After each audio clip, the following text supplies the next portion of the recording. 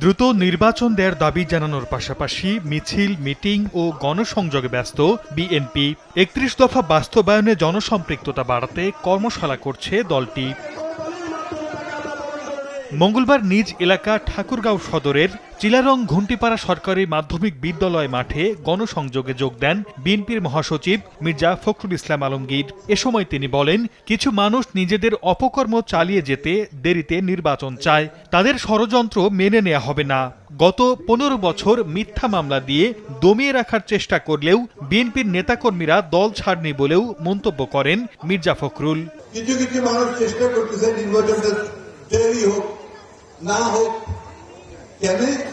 এগুলো না হলে ওদের সুবিধা, ওরা আরো দুষ্কর্ম করতে পারবে, আরো চুরি চামারি করতে পারবে। নির্বাচনের জন্য প্রস্তুতি নিব, দলটাকে আরো সুন্দর করে গড়ে তোলার চেষ্টা করব।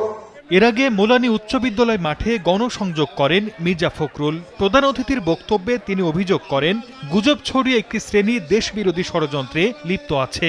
নেতাকর্মীরা অন্যায় করলে জনগণ আওয়ামী লীগের মতো ছুড়ে ফেলে দেবে মন্তব্য করে মির্জা ফখরুল দলের ভাবমূর্তি রক্ষায় জ্যেষ্ঠ নেতাদের সচেতন থাকার আহ্বান জানান।